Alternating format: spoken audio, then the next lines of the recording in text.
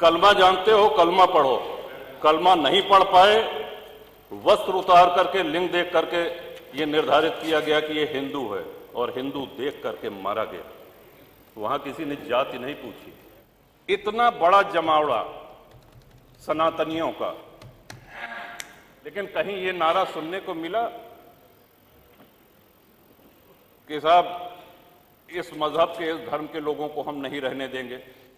कहीं किसी दूसरे धर्म, किसी दूसरे मजहब के किसी धर्म स्थल को कोई नुकसान पहुंचाया गया? एक नारा कहीं लगा? यही सनातन की, यही हिंदू धर्म की महानता है। और श्रीमन, भारत इसीलिए धर्मनिरपेक्ष राष्ट्र है क्योंकि हिंदू बाहुल्य है, सनातन बाहुल्य है। 60 करोड़ लोगों पर 1 लाख अंग्रेज सैनिक हुकूमत करते रहे, हमारा खून चूसते रहे। क्यों? क्योंकि हम मौन रहे, हम निष्क्रिय रहे।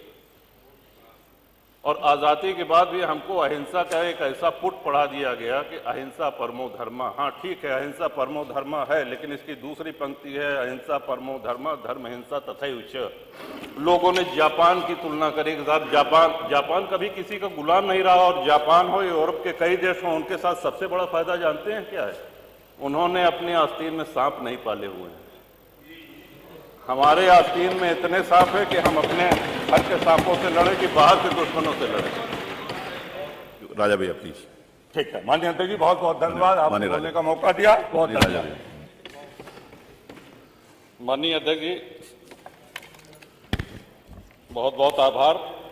और आपने हमेशा बराबरी का व्यवहार किया है, तो हम भी ये अपेक्षा करते हैं कि जैसे 10 मिनट 11 मिनट आप लोग बोले तो आपसे किसकी बराबरी हो सकती है? टोक देते हैं तो अब लड़खड़ा जाएंगे। आपसे किसकी बराबरी हो सकती है? किसी की नहीं हो सकती। माननीय नेता सदन ने विजन डॉक्यूमेंट पे ये 24 घंटे का ऐतिहासिक चर्चा करा करके ये पूछना चाहा है हम सभी लोगों से। माननीय प्रधानमंत्री मोदी जी का एक सपना है कि 2047 में जब हमारा देश अपनी आज़ादी के 100 वर्ष पूरे कर रहा हो, तो हमारा देश कैसा दिखना चाहिए, हमारा देश कैसा होना चाहिए। इस विषय में उत्तर प्रदेश विधानसभा के माननीय सदस्यों की क्या राय है, क्या सलाह है, इस निमित्त ये विशेष आह्वान किया गया है।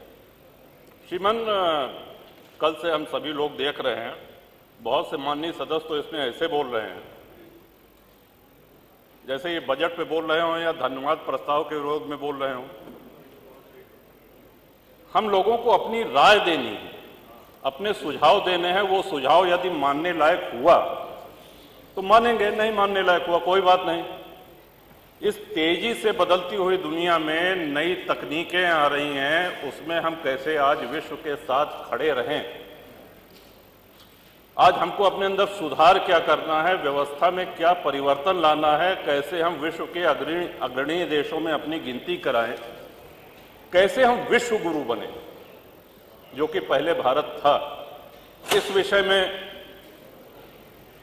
सुझाव देने के बजाय लोगों की आवाज आती है कि साहब 47 की बात छोड़ दीजिए, 2027 में हम आ रहे हैं। अरे कहीं मोदी जी ने कहा है क्या कि 2047 में हम ही प्रधानमंत्री रहेंगे, या नेता सदन ने कहा है क्या कि 2047 में हम मुख्यमंत्री रहेंगे?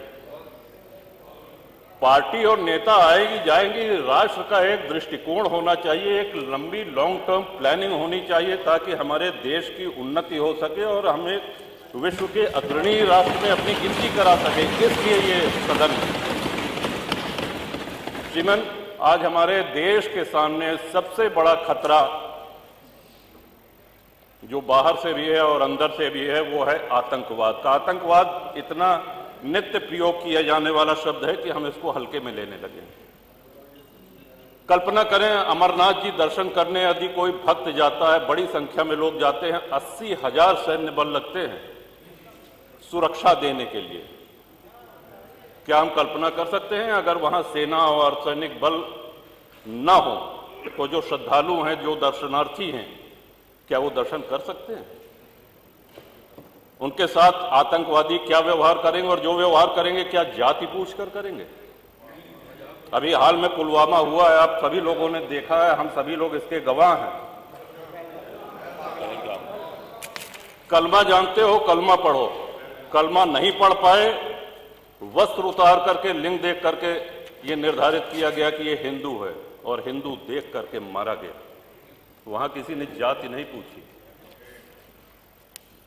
किसी भी चीज का बंटवारा हो, चाहे वो घर का हो, संपत्ति का हो, व्यापार का हो, अगर आप बांटेंगे तो उसको कमजोर करेंगे। श्रीमान, भारत सबसे बड़ा विश्व का आबादी वाला देश है, सबसे बड़ा लोकतंत्र है,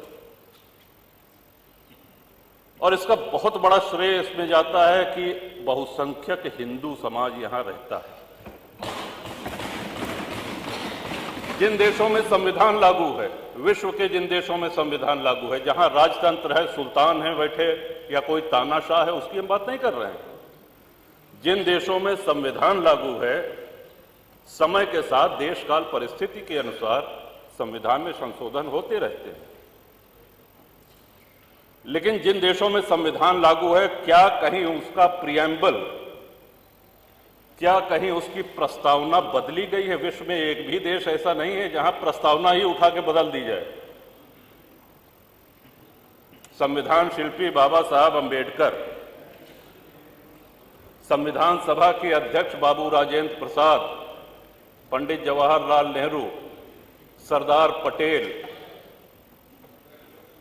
सरोजनी नायडू जी, कृपलानी जी, ऐसे ऐसे विद्वानों ने मिलकर के हमारे संविधान की रचना करी, और उसकी प्रस्तावना को ही 1976 में इमरजेंसी में, आपातकाल में, एक झटके में, जब देश में लोकतंत्र नहीं था, बदल दिया गया। श्रीमान, बाबा साहब अंबेडकर उस वैद्य की तरह हैं जो एक बहुत बड़ा वैद्य कोई औषधि दे। अब आप पहुंच जाइए बीच में कि नहीं साहब इनसे बड़े तो हम वैद्य हैं, इन्होंने क्या कहा, ये गर्म पानी के साथ लेना है, गर्म नहीं ठंडे दूध के साथ लो। कहने इसमें क्या है, कहने इसमें अदरक मिला दो, इसमें क्या है, लहसुन प्याज मिला दो। तो जो वैद्य ने दवा दी है उसकी तो ऐसी तैसी हो गई। इतने बड़े, और 2047 में सबसे जरूरी है भारत की जनता को जागरूक करना। लोकतंत्र के साथ जब भी कुठाराघात होता है, जब भी उपहास होता है लोकतंत्र का, जनता को बोलना पड़ेगा, बोलना पड़ता है। नेता कितना भी मजबूत हो, राष्ट्र कितना भी मजबूत हो, लेकिन राष्ट्रवासी वो जागरूक हों, मुखर हों। और इसके पीछे शिक्षा प्रणाली एक बहुत बड़ा कारण है। मैकाले की शिक्षा प्रणाली ने हमको हीन भावना सिखा दी है। आज हमारे गुरुकुल बंद हो गए हैं। धीरे धीरे ये प्रयास हो रहा है कि हमारा गौरवशाली इतिहास आज हमारे बच्चों तक पहुंचे, और उसके लिए इंटरनेट जैसी कई सुविधाएं उपलब्ध हैं। श्रीमान, भारत में लगभग हर प्रमुख धर्म का व्यक्ति रहता है। हिंदू हैं, मुसलमान हैं, सिख हैं, ईसाई हैं,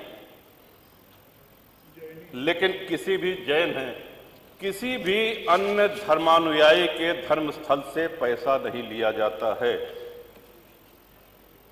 कहीं आपने सुना है मस्जिद से पैसा ले रही है सरकार, चर्च से पैसा ले रही है सरकार? लेकिन 4 लाख के ऊपर हिंदू मंदिर ऐसे हैं जो सरकारी नियंत्रण में है, और सरकार चढ़ावे का पैसा उनसे लेती है। जो भक्त जाता है, जो दर्शनार्थी जाते हैं, वो ईश्वर के प्रति अपना समर्पण करते हैं। सरकारी नियंत्रण मंदिरों पर से हटना चाहिए। आपके माध्यम से, इस सदन के माध्यम से अपनी ये बात पहुंचाना चाहेंगे श्रीमान। और हमारा स्पष्ट मानना है, लोगों ने जापान की तुलना करी कि साहब जापान कभी किसी का गुलाम नहीं रहा, और जापान हो, यूरोप के कई देश हों, उनके साथ सबसे बड़ा फायदा जानते हैं क्या है? उन्होंने अपने आस्तीन में सांप नहीं पाले हुए हैं। हमारे आस्तीन में इतने सांप है कि हम अपने घर के सांपों से लड़े कि बाहर के दुश्मनों से लड़े। आपका इशारा हो गया श्रीमन, 2 मिनट। बहुत अच्छे हो, इशारा समझते हो। अंग्रेज जब भारत में आए, उसके पहले हमारी जीडीपी विश्व की जीडीपी के 30% से अधिक थी। पूरा व्यापार हम करते थे, और जब गए तो लगभग 1-1.5% बचे थे। हम कंगाली पे आ गए थे। अंग्रेज जब आए तो 60 से 70 हजार अंग्रेज सैनिक थे कुल, और उस समय अविभाजित भारत की आबादी 60 करोड़ थी। 1857 की गदर के बाद, स्वतंत्रता संग्राम के बाद वो संख्या अंग्रेज सिपाहियों की 80,000 से 1 लाख हो गई। आप कल्पना करें, 60 करोड़ लोगों पर 1 लाख अंग्रेज सैनिक हुकूमत करते रहे, हमारा खून चूसते रहे। क्यों? क्योंकि हम मौन रहे, हम निष्क्रिय रहे।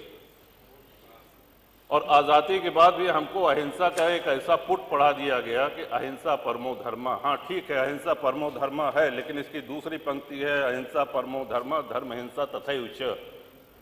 इन्हीं शब्दों के साथ आपका आभार व्यक्त करते हैं श्रीमान। और कुंभ की चर्चा आई तो कुंभ में मैंने प्रवास किया श्रीमान। देश विदेश में कुंभ की चर्चा हुई, प्रशंसा हुई, और एक छोटे से छोटे सफाई कर्मी से लेकर के बड़े से बड़े अधिकारी ने अपनी पूरी ऊर्जा लगा दी। मैं समझता हूं कि इतने बार तुम माननीय नेता सदन गोरखपुर नहीं गए होंगे जितनी बार प्रयागराज गए। सुबह न देखा न शाम देखा, हमेशा पहुंचते रहे। और अद्भुत व्यवस्था, 60 करोड़ के ऊपर श्रद्धालुओं ने पतित पावनी मां गंगा में स्नान किया। इतना बड़ा जमावड़ा सनातनियों का, लेकिन कहीं ये नारा सुनने को मिला कि साहब इस मजहब के, इस धर्म के लोगों को हम नहीं रहने देंगे। कहीं किसी दूसरे धर्म, किसी दूसरे मजहब के किसी धर्म स्थल को कोई नुकसान पहुंचाया गया? एक नारा कहीं लगा? यही सनातन की, यही हिंदू धर्म की महानता है। और श्रीमन, भारत इसीलिए धर्मनिरपेक्ष राष्ट्र है क्योंकि हिंदू बाहुल्य है, सनातन बाहुल्य है। हम 2047 में विजन में जो योगदान देना चाहते हैं, हम इस महान सदन के आदरणीय सदस्यों के माध्यम से जो सलाह पहुंची है, उस सलाह में अपनी अंतिम एक बात अवश्य जोड़ना चाहेंगे कि कृषि भूमि हमारे देश में कम हो रही है, नगरों का, गांवों का निर्माण हो रहा है, प्लॉटिंग हो रही है, सड़कें निकाली जा रही हैं, हमारी आबादी बढ़ रही है, लेकिन हमारी कृषि भूमि में कमी हो रही है। इस चिंता को भी ध्यान में रखें और इस सदन के माध्यम से माननीय जो नीति निर्धारक हैं, जो केंद्र में बैठे हैं, आदरणीय प्रधानमंत्री जी, वो